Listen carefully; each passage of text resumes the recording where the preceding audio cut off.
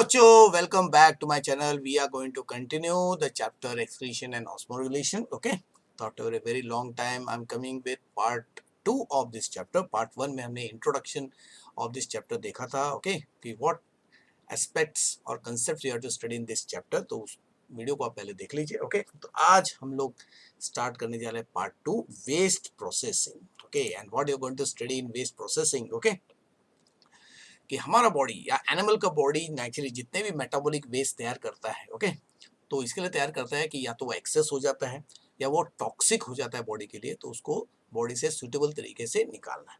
तो ये west actually metabolic waste जो है वो तैयार किन मॉलिक्यूल से बेसिकली होता है, पहले वो देखते हैं.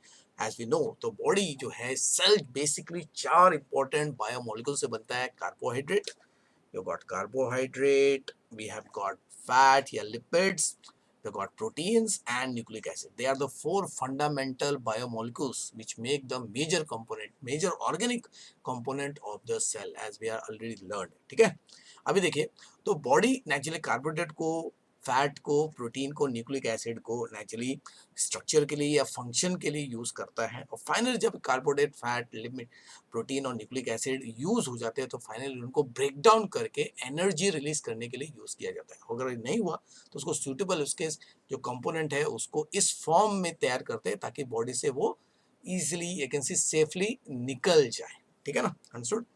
तो ये भी देखना है कि नेचुरली जो फाइनल प्रोडक्ट बनता है, वेस्ट प्रोडक्ट बनता है, वो टॉक्सिक नहीं होना चाहिए, क्योंकि अगर वो टॉक्सिक होगा it will affect the body functions. अभी कार्बोहाइड्रेट जो बॉडी यूज करता है, अगर बॉडी में कार्बोहाइड्रेट है तो उसको सबसे पहले नेचुरली किस में कन्वर्ट कर देते हैं. अगर उसको कैटाबोलाइज करना है तो उसको ग्लूकोज में कन्वर्ट कर देते हैं, फिर उससे एनर्जी प्रोड्यूस होते हैं. फिर फैट अगर बात करेंगे तो fat will be converted to fatty acid, क्योंकि जनरली जब बॉडी कैटाबॉलिक एक्टिविटीज कर रहा होता है तभी you can see what waste products generate होते हैं. तो फैट और लिपिड अगर बॉडी यूज कर रहा है, ओके, तो उससे फैटी एसिड और ग्लिसरॉल तैयार करना पड़ेगा. प्रोटीन अगर बॉडी यूज कर रहा है या सेल यूज कर रहा है, देखिए बॉडी यूज कर रहा है मतलब सेल यूज कर रहा है, तो अमीनो एसिड तैयार हो जाएगा, क्योंकि protein is made up of amino acid. Nucleic acid अगर बॉडी यूज कर रहा है तो it will be, you can see, broken into component nucleotides. और न्यूक्लियोटाइड जो है, as we have learned, it is made up of 3 component. एक तो उसमें पेंटोज शुगर होता है, राइबोज या डीऑक्सीराइबोज, डिपेंडिंग अपॉन के डीएनए ब्रेक डाउन हो रहा है या आरएनए ब्रेक डाउन हो रहा है. साथ में नाइट्रोजन बेस होते हैं 5 मेन टाइप्स के, अगर डीएनए आरएनए को एक साथ ले लेते हैं. और उसमें फॉस्फेट ग्रुप होता है. अब होता है क्या, देखो, ये जितने भी शुगर मॉलिक्यूल्स अगर उनको ब्रेक डाउन किया, रेस्पिरेशन जनरली एनर्जी प्रोड्यूस करके इनको ब्रेक डाउन किया जाता है, तो फाइनल प्रोडक्ट क्या बनते हैं बच्चों, उसके लिए देखना है कि भाई कार्बोहाइड्रेट, फैट, प्रोटीन और न्यूक्लिक एसिड कौन से मेन एलिमेंट से बनते हैं. तो actually carbohydrate, fat, protein, nucleic acid they are organic compound. तो ये तीन, इनमें 3 एलिमेंट कॉमन है, चो चो चो चो चो, यानी कि ये चारों के चारों बायोमोलिक्यूल्स बेसिकली जो है कार्बन स्केलेटन से बनते हैं. उसमें carbon, as we know, carbon is the backbone of all the organic compound. CHO होता है, कार्बन के साथ हाइड्रोजन और ऑक्सीजन की सबसे अच्छी दोस्ती होती है. फिर कार्बोहाइड्रेट में जनरली खाली सीएचओ होता है. इसके लिए जब कार्बोहाइड्रेट पूरी तरह मेटाबोलाइज होता है तो फाइनली बनता है, फाइनल जो प्रोडक्ट बनता है, अगर कार्बोहाइड्रेट की बात करेंगे तो फाइनली जो प्रोडक्ट बनता है, एंड प्रोडक्ट बोल सकते हैं, एंड बाय प्रोडक्ट अगर बात करेंगे, यानी कि किसी भी कार्बोहाइड्रेट को जब सेल या बॉडी कंप्लीटली यूटिलाइज कर दे तो फाइनली क्या बनता है, ओके, उससे कार्बन डाइऑक्साइड और वाटर बनेगा. यानी कि अगर फैट को भी यूज करेंगे तो उससे भी फाइनली कार्बन डाइऑक्साइड और वाटर तैयार होगा. ठीक है, अगर प्रोटीन को भी अगर बॉडी यूज कर रहा है तो उससे भी फाइनली कार्बन डाइऑक्साइड और वाटर तैयार होगा. ठीक है, और अगर न्यूक्लिक एसिड यूज कर रहे हैं तो भी फाइनली नेचुरली बॉडी से कार्बन डाइऑक्साइड और वाटर तैयार कर देगा. करेक्ट, तो ये तो कॉमन है.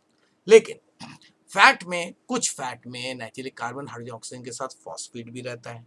प्रोटीन के पास कार्बन, हाइड्रोजन और ऑक्सीजन के साथ साथ नाइट्रोजन, और कुछ प्रोटीन में जिनके पास सिस्टीन या मिथ्योनिन नाम का अमीनो एसिड होता है, तो सल्फर एक एलिमेंट भी होता है. और न्यूक्लिक एसिड की बात करेंगे तो उसके पास नाइट्रोजन और फॉस्फोरस भी होता है. इसमें जो फॉस्फोरस वाला पार्ट है, फॉस्फेट के रूप में होता है, जो जनरली बॉडी रिसाइकल करते रहता है, because phosphate, as you know, is an important component of what, ATP, है ना. तो एनर्जी के लिए वो उसकी रिक्वायरमेंट होती है, जिसको जनरली उसको क्या है, डिस्ट्रॉय नहीं करते या बॉडी से रिलीज नहीं किया जाता है. और किया जाता है तो नेचुरल किडनी उसको निकाल देता है, फॉस्फेट आयन के रूप में निकाल देता है. लेकिन अभी प्रॉब्लम है कि जो सल्फर है उसका कम अमाउंट भी बहुत बॉडी में कम है, और उससे भी अगर जो वेस्ट प्रोडक्ट्स बनते हैं वो less you can see what toxic होते हैं। लेकिन सबसे इम्पोर्टेंट जो आपका इसमें एलिमेंट है जिसको हैंडल करना सबसे इम्पोर्टेंट है वो है नाइट्रोजन वाला पार्ट। तो अगर नाइट्रोजन वाला पार्ट, और नाइट्रोजन वाला पार्ट जनरली किस फॉर्म में रहता है, वो अमाइन ग्रुप के रूप में या अमीनो ग्रुप के रूप में रहता है। तो इस अमीनो ग्रुप को कैटोलाइज करने के टाइम पे सबसे पहले अमोनिया में कन्वर्ट किया जाता है।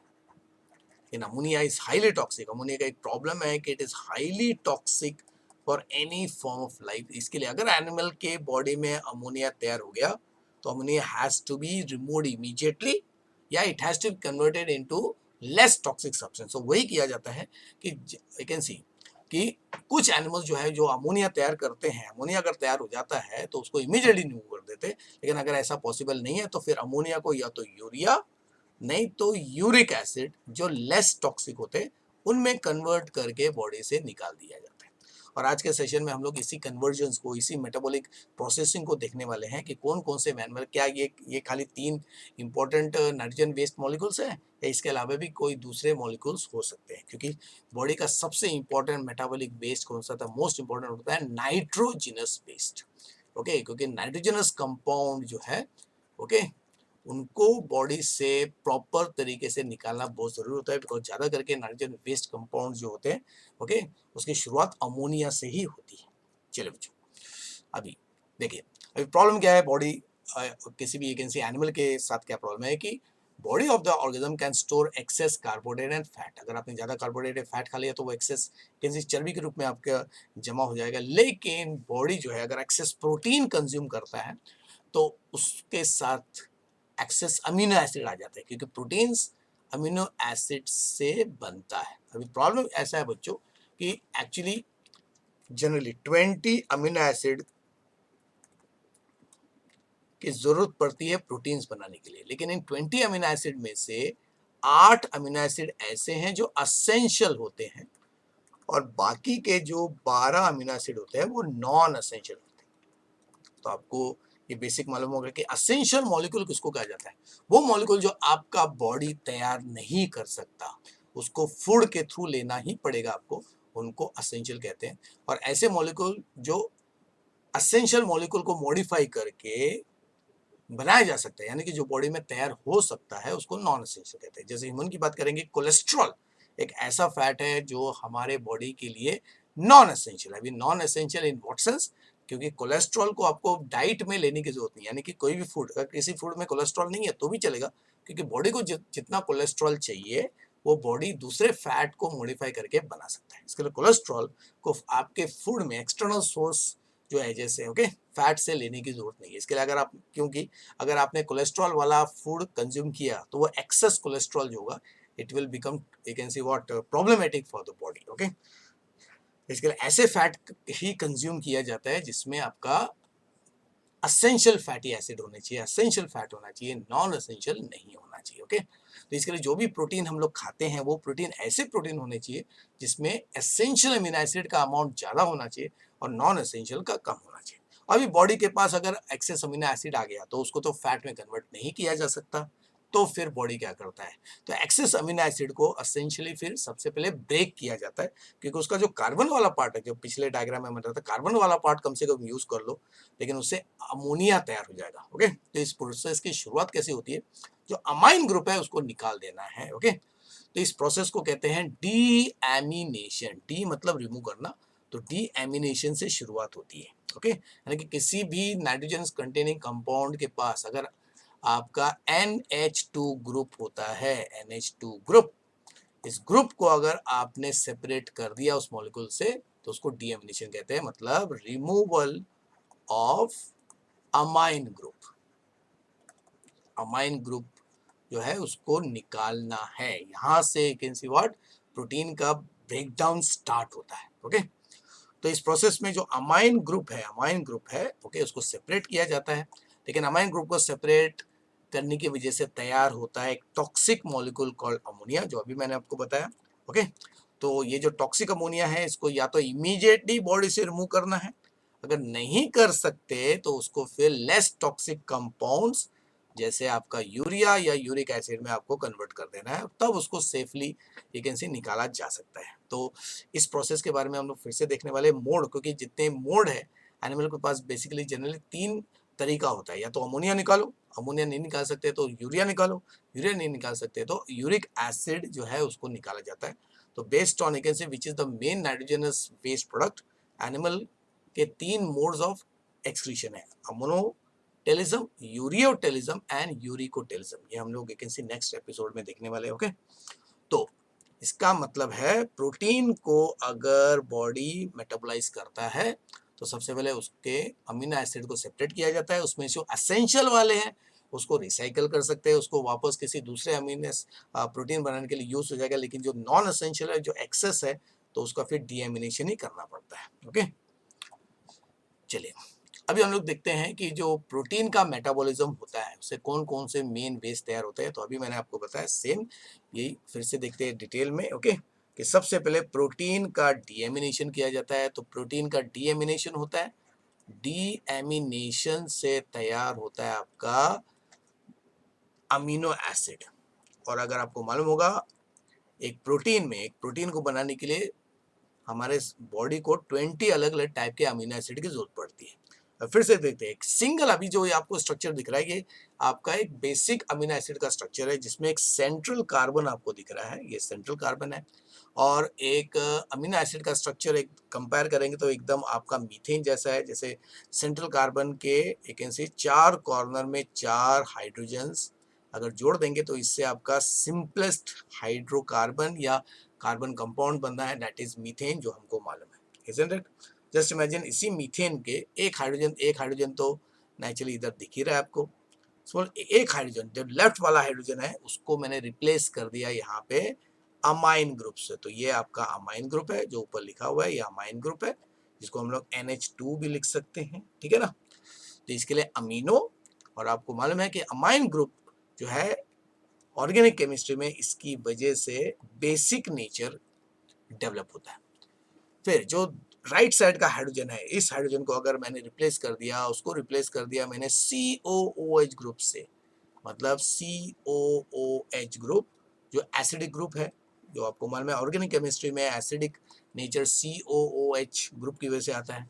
ओके, तो ये हो गया आपका कौन सा group, this is the carboxyl group.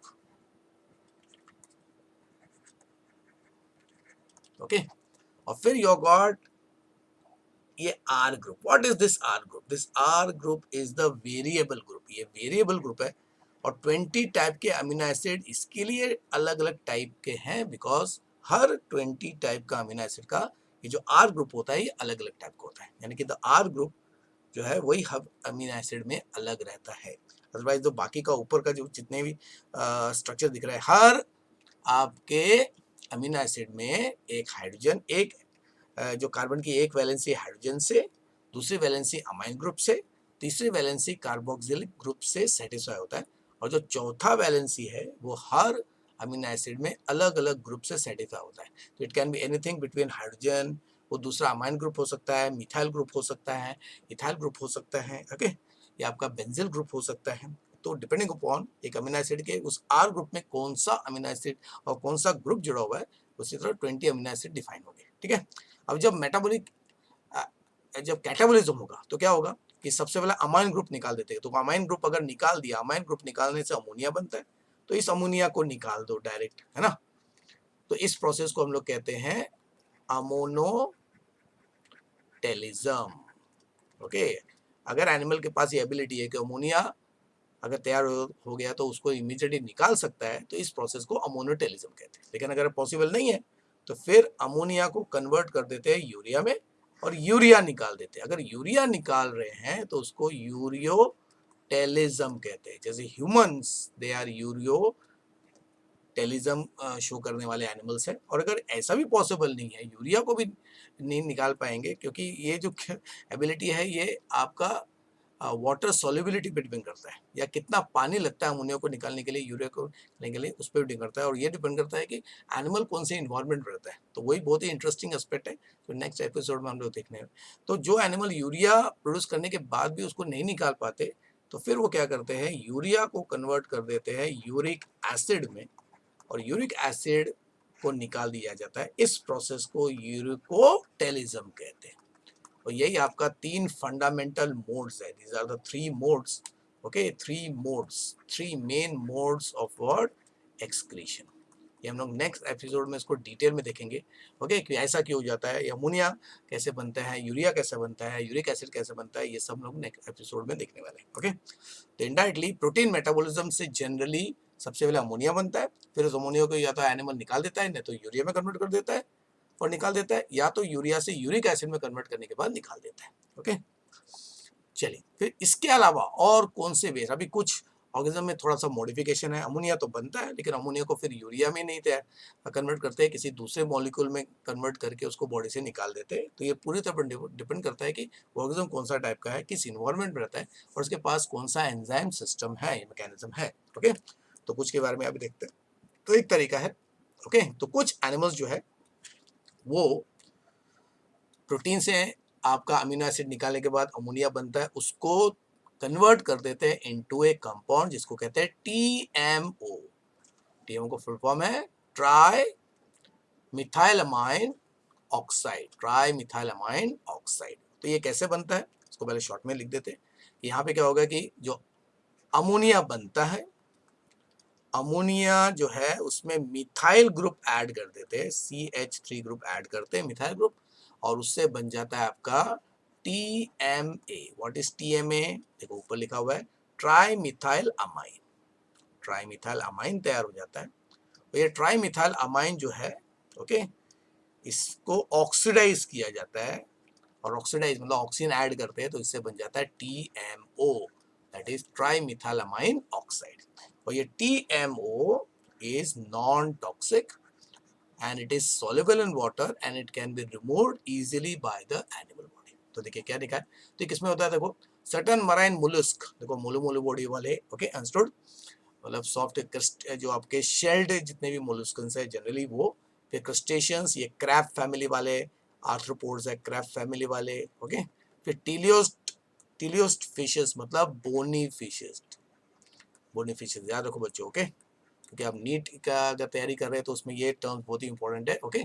Teleost fishes, जैसे काटेज फिश को भी दूसरे टर्म से बुलाया जाता है, ओके, कॉन्ड्रोसाइथिस कहते हैं, ओके, इलास्मोब्रैंक्स कहते हैं, ओके। तो ये सब देखिए मैं फिर से बोल रहा हूँ जो नीट देना चाहते हैं, अल्टरनेट टर्म, हर बायोलॉजिकल टर्म का जितने भी अल्टरनेट टर्म्स है उसके बारे में आपको जानकारी अच्छी होनी चाहिए, ओके।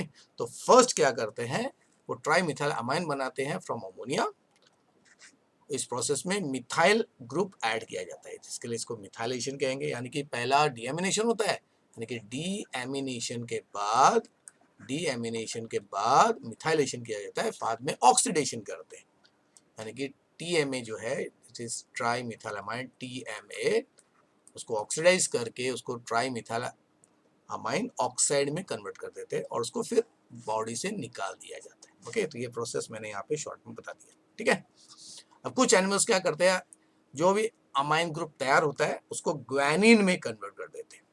तो उसका एग्जांपल देखो, जो स्पाइडर्स है मतलब एरेक्निड्स, तो देखो spider belongs to the arthropoda call arachnids, arachnidas, okay. तो वो अपने अमाइन ग्रुप को अमोनिया में कन्वर्ट करने के बाद उसको ग्वानिन में कन्वर्ट कर देते हैं, और यही ग्वानिन जो है यूनियो, जो आपका एक प्रकार का मोलस्का है, ओके। फिर आपका पेंगुइन है, कुछ बर्ड्स है, सम बर्ड्स, एरेक्निड्स, और आपका स्कॉर्पियंस, एक और है स्कॉर्पियंस भी तैयार करते हैं, ऑल्सो इनवर्ड स्कॉर्पियंस, ओके। लेकिन ग्वानिन जो है वो इनसॉल्युबल है, इसके लिए उसको सॉलिड फॉर्म में एक निकाल दिया जाता है, कि ये भी हम लोग पढ़ने वाले, जो मोड ऑफ एक्सक्रीशन पढ़ेंगे तो ये बातें हम लोग फिर से वापस टच करने हैं। तो no water is required for excretion, okay. तो it is excreted in what, solid form. Solid form जो पैलेट हो सकता है या पाउडर हो सकता है, पाउडर नहीं तो व्हाट, पैलेट फॉर्म, ओके। तो इसका मतलब है कुछ एनिमल्स ने अपने आप को मॉडिफाई किया है कि अमोनिया को वो यूरिया में कन्वर्ट नहीं करते, वो अमोनिया को टीएमओ में कन्वर्ट करते हैं, निकाल देते हैं, या तो ग्वानिन में कन्वर्ट करने के बाद निकाल देते हैं। अगर ग्वानिन में कन्वर्ट करके निकाल दिया तो इस प्रोसेस को क्या कहा जाता है, ग्वानोटेलिज्म, ओके, ग्वानोटेलिज्म। ये हम लोग मोड ऑफ एक्सक्रीशन में इस पार्ट को फिर से देखने वाला बच्चों, ठीक है। चलिए, तो ये होता होगा प्रोटीन की बात। अभी नाइट्रोजन का दूसरा सोर्स जो है वो है न्यूक्लिक एसिड। तो न्यूक्लिक एसिड का जब डाइजेशन होता है, यानी कि अगर आपके फूड में न्यूक्लिक एसिड तो होगा ही, क्योंकि प्लांट और एनिमल के सेल्स होते हैं जब हम लोग खाते हैं, सेल्स के अंदर न्यूक्लियस होता है, न्यूक्लियस के अंदर डीएनए आरएनए होगा, है ना। तो उसके जो नाइट्रोजन बेसिस है, purine, adenine, guanine and pyrimidine, cytosine, thymine and uracil, okay. तो टोटल 5 बेसिस है बच्चों, ओके। अगर आपको मालूम है कि एडिनिन, ग्वानिन, जो प्यूरिन बेसिस है, डबल रिंग वाले, दे आर डबल रिंग वाला। इसे देखो, आपका बायोमोलिकुल वाला जो चैप्टर है वो भी आपका रिवाइज हो रहा है। और पिरिमिडिन जो है ये सिंगल रिंग कंपाउंड है, सिंगल रिंग। ऐसे भी क्वेश्चन आपको आ सकता है, सिंगल रिंग जिसमें साइटोसिन जो दोनों डीएनए आरएनए में होता है, इसमें थाइमिन जो होता है ये खाली डीएनए में होता है। तो इस तरह हम लोग डीएनए आरएनए को डिस्टिंग्विश कर सकते हैं। और यूरासिल जो होता है वो खाली आरएनए में होता है। यानी कि डीएनए और आरएनए में एक समय में 4 ही टाइप के नाइट्रोजन बेस होते हैं। उसमें एडिनिन, ग्वानिन और साइटोसिन ये कॉमन है, लेकिन थाइमिन डीएनए में होगा और यूरासिल आरएनए में। अगर आपको ऐसे बोल देंगे कि न्यूक्लिक एसिड में यूरासिल पाया गया है तो कौन सा टाइप का न्यूक्लिक एसिड है, तो 100% वो आरएनए है। अगर आपको एक न्यूक्लिक एसिड डिस्कवर हुआ है या फाइंड हुआ है कहीं पे और उसमें थाइमिन दिख रहा है, मतलब वो 100% डीएनए, ठीक है। तो ये सारे बेसिस जो है, फिर आपका देखो न्यूक्लिक एसिड डाइजेशन में एक और मॉलिक्यूल बनता है, वो है पेंटोस शुगर। जो डीएनए का है तो डीऑक्सी राइबोज होगा। और आपका आई कैन सी अगर आरएनए है तो उसमें राइबोज होगा। तो ये भी अब्जॉर्ब होता है। अभी शुगर तो नेचुरली बॉडी यूज कर लेता है, मेटाबोलाइज करके एनर्जी के लिए यूज कर देता है, ओके। उससे कार्बन डाइऑक्साइड वाटर बन जाएगा। लेकिन what about this basis, okay, जो एक्सेस बेसिस है उसके साथ क्या करेंगे, ओके। तो some of these are excreted out, okay. तो इसमें से कुछ अमाउंट जो है उसको एक्सक्रीट किया जाता है, 5% एक्सक्रीशन हो जाता है, ओके। तो ह्यूमन में, in man, purines are change to uric acid for excretion. Purine मतलब कौन, एडिनिन और ग्वानिन जो है उसको यूरिक एसिड में कन्वर्ट कर दिया जाता है।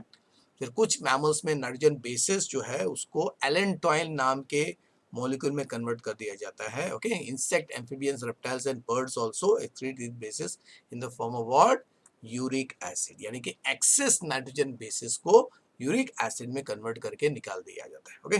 और उसमें भी जो बेसिक है प्यूरिन, जनरली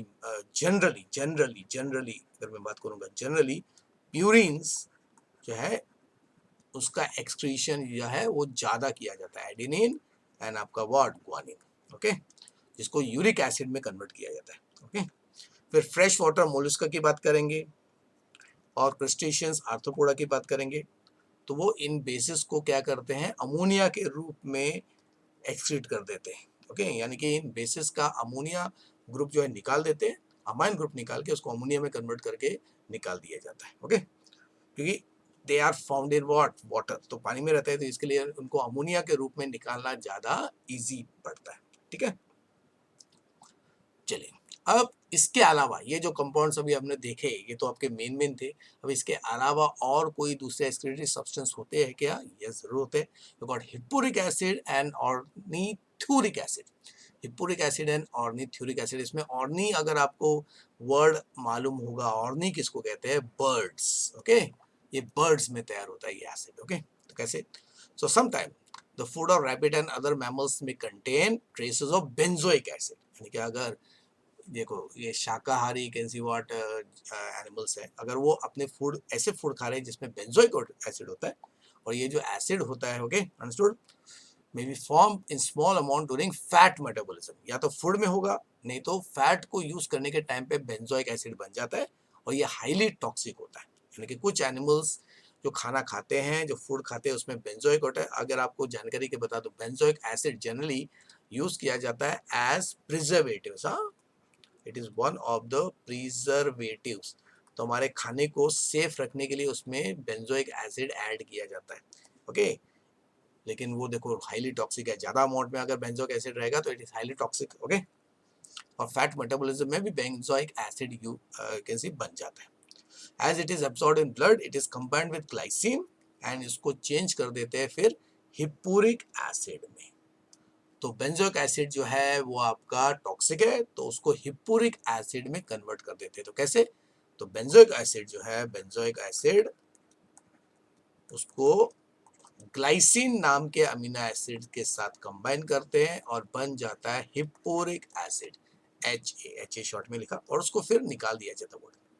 बर्ड्स में भी अगर बेंजोइक एसिड, अगर उसके खाने में बेंजोइक एसिड आ गया या फैट मेटाबॉलिज्म के दौरान बेंजोइक एसिड बना, तो उसको फिर एक स्पेशल अमीनो एसिड है जिसको कहते हैं ऑर्निथीन के साथ कन्वर्ट करके उसको ऑर्निथुरिक एसिड में यू कैन सी कन्वर्ट कर दिया जाता है। ओके, लेकिन बेंजोइक एसिड को ऑर्निथीन, एक मॉडिफाइड अमीनो एसिड है, उसमें उसके साथ ऐड करके उसको ऑर्निथुरिक एसिड में क्या है कन्वर्ट कर दिया जाता है। इसके देखो फर्क क्या है। तो मैमल्स में जनरली बेंजोइक एसिड को ग्लाइसिन के साथ ऐड करके हिप्पोरिक एसिड बनाया जाता है, और बर्ड्स में बेंजोइक एसिड को ऑर्निथीन के साथ कंबाइन करके ऑर्निथुरिक एसिड में कन्वर्ट कर दिया जाता है और उसको बॉडी से निकाल देते हैं। ठीक है, इसको ऑर्निथो मतलब बर्ड। हाँ, चलिए नेक्स्ट। फिर नेक्स्ट है आपका क्रिएटिन एंड क्रिएटिनिन, ये तो आपने सुना होगा। Okay, and this molecule is very important for the muscle का, यू कैन सी व्हाट, आपका इमरजेंसी एनर्जी के लिए।